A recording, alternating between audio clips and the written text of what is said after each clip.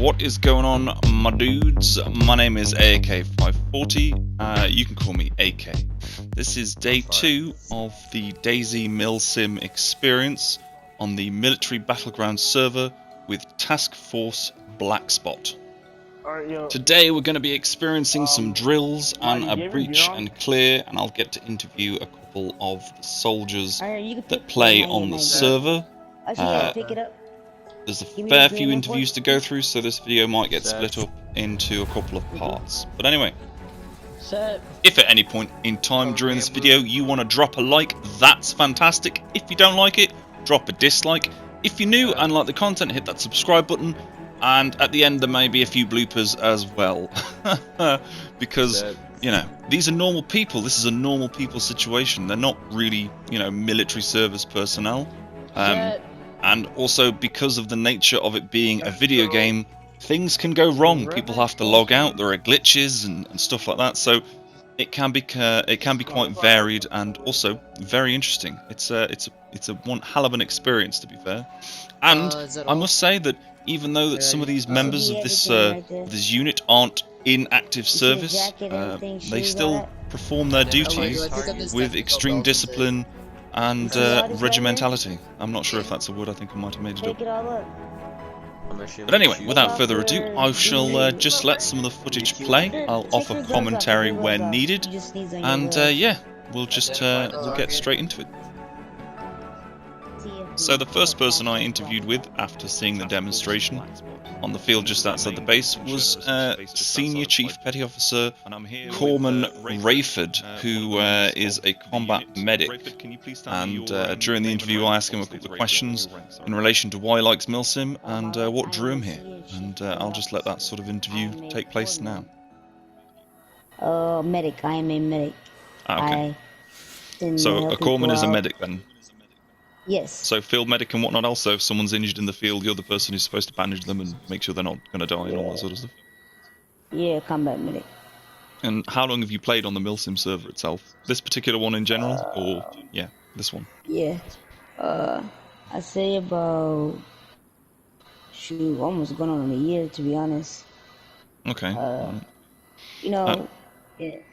And so what are your main goals within the Milsim itself? What do you what do you wish to gain from it in terms of in real life or just in the Milsim itself? What's your goals? Basically both, to be honest. I really want to know more about military and all that, because I never really knew, but then it got me into it, and my goals actually to be a military person in real life, basically. Okay. My favorite job is to help people, so. Why did you choose Milsim to begin with? What was the main sort of... Was it just that you were bored of everything else and wanted to try something new, or...? No, I wasn't bored. It was like, you know, it seemed pretty, you know, cool and all that. Like, you know what, man, I want to try something new one day. And I just tried this out, and it actually gave me good experience. I got good experience off of it. Okay. And could you tell us a bit more about yourself? You obviously don't need to go into too much personal detail. I don't need your real name or anything else. Basically, my name, Raymond King. I like to, you know, do medic stuff, basically. I am 17. And yeah, I like to play video games, basically. Joke around. I am black, by the way, but I don't take any of that racist junk serious. I mean, yeah, I like to be black people. But yeah, that's really much about me. And what sort of drives you as a person, from your personal sort of standpoints, to play Milsim? Is there anything that you're willing to tell me about yourself of your personal life that's made you want to play Milsim more? Or things that playing Milsim has sort of given you as a... like, in terms of, like, building your character, that sort of thing? Yeah, like, I wanted to be more into it, you know? Like, you know, just make myself feel like I could do whatever, you know? That's why I really wanted to be, you know, really experience this and really put in depth to it, like, and took it serious. I feel like it made me, Alright, well, thank you very much. That concludes our interview. Unfortunately, as with military in real life and whatnot else, there are certain things that are classified, and the rest of that interview cannot be shown due to the classified nature of the sort of the things that were discussed. I also want to point out that I'm in no way salty that that sort of thing was classified and had to be cut, because, you know, I understand it's a military simulation and there are certain things that me as a civilian in this environment aren't allowed to see, and it also adds an element of realism, which I quite like. And I also want to stress as well that it wasn't sort of, you know, a negative sort of experience. It was quite positive, and it you know, it adds to the realism. So I mean, like I said, I'm in no way salty. It wasn't a negative experience. It was just, you know, certain aspects of that conversation couldn't continue, which is fine. I'm completely fine with that. So what you're currently seeing on your screen now is Pabster, the CEO, explaining to me what the next demonstration will be, which is a breach and clear. What he has in front of you is a gas stove with a cooking pot on top, filled with 2 landmines, and eventually it's filled with gasoline as well for extra oomph, to make it extra spicy. And basically it's just a demonstration of how they would breach and clear a building if they were doing it in a sort of an operation, and how they would go about doing it as, you know, just a demonstration. It's also technically training, because they also have some new recruits there at the same time. Okay. So, all in all, this is a pretty unique experience, and I hope you enjoy.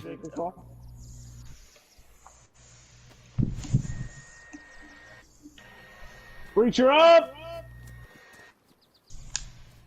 Fire in the hole! Fire in the hole! Fire in the hole! Oh boy. Go! Oh, there it is. Go, flood it, go. First man in. In. Fourth in.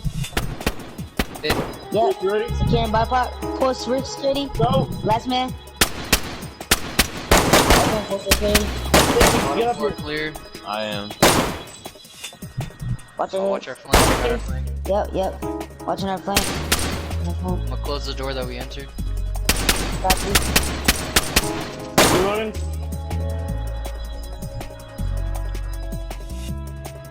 I got a malfunction. Switch to the secondary. Hey, Dixie, you ready?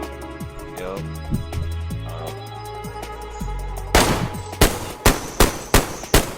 Perhaps just hit us with Look at that door, zombie. To your right.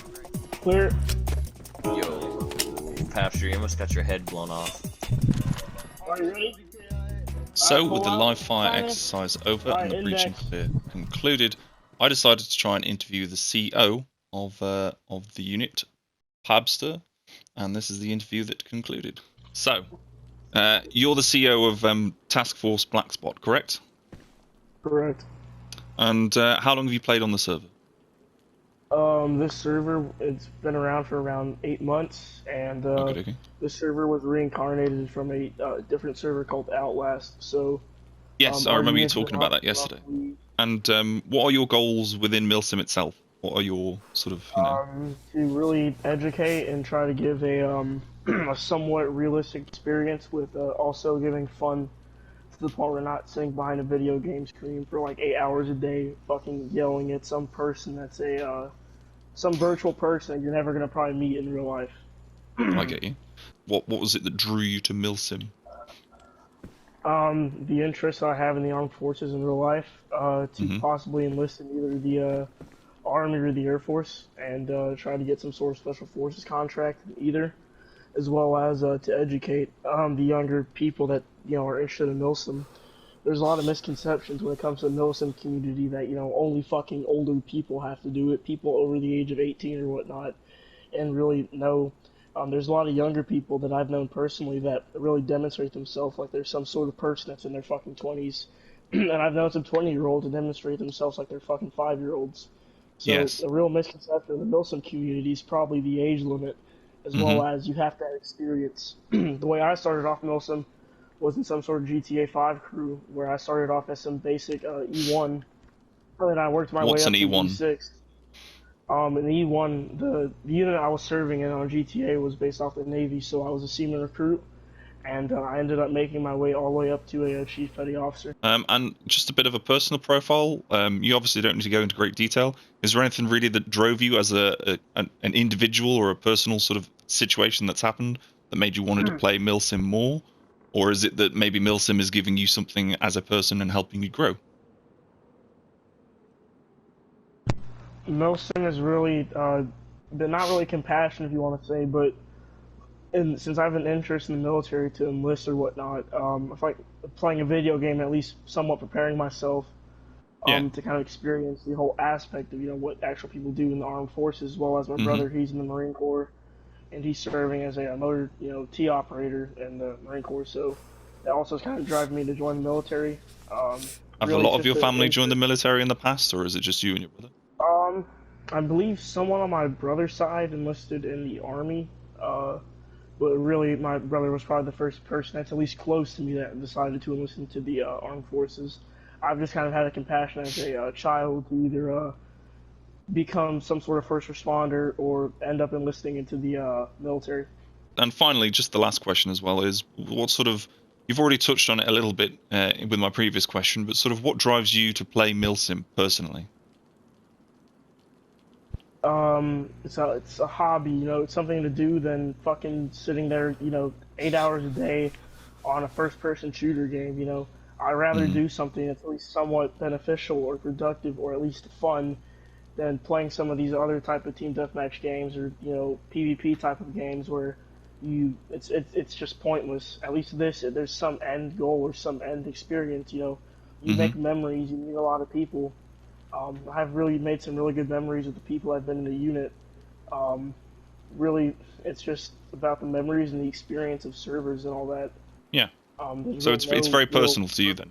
Obviously, being a person that wants to join the military as well, it's sort of building those sorts of companionships and brotherhood sort of thing. That's how you sort of feel about it. I don't take the video game as personal.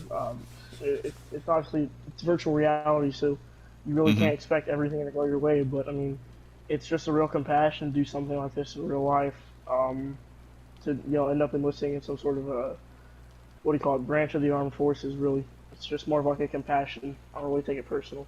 Okay. Well, that concludes our interview. Thank you very much, Pabster. I appreciate you giving me your time. I just realised you were in here with them, sort of like glaring at them from the corner, like, don't say anything stupid. I know, dude. That's how I feel right now, dude. Hey, one thing I will say, notice how Redneck was standing behind a pool of fucking blood during the whole... That's what I was gonna say, dude. So like, we executed one of our lower enlisted today. Right here. What? Stands right here. Yes, I'm special. Oh, the door pushed me. I hate doors. Here, I'll open... You want to rerun it so I can open the door again? No, it's more organic now, I suppose. But yeah, if you want to, I don't mind. I'll just come in like this. No. Alright, 1, 2, 3. They're going man. Thank you very much. I'll please get your name and rank, please. Papster, what's my rank? Dixie, are you fucking... I'm being dead serious. Dixie. I'm being dead serious. Dixie, you literally I'm put it in your fucking... serious, dude. You literally put it in your Discord. I don't know what PO3 stands for. You literally... Why is you... Bruh. I don't know. It's literally in your Discord name, bro. PO3. Petty... Oh, okay, yeah, hold on. Okay. I can cut that out. It's okay. I will text it to you. But it sort of shows as well that he's just, he's a regular person, isn't he? Yeah, He doesn't, make it a like blooper. Yeah, dude. Muffin man. Here, Dixie, I'm gonna be sending you what it is, okay? What? Oh no, I know what it is now. No, but I'm just gonna... Well, that concludes part 1 of day 2. Please make sure you stay tuned for part 2 of day 2. Gosh, that's a bit of a mouthful. If you liked it, please leave a like. If it's a dislike, on your screen shortly will be some videos of other things that I've made. If you want to watch one, click on it and have a watch. I guarantee you will probably like it if you liked this one as well. That's a lot of likes in one sentence. I've done this outro so many times now, I think I'm just going to leave this one as is. So anyway, thank you very much for watching, and yeah, I'll see you in the next iteration. And please remember to stay safe in these difficult times, and yeah, so bye.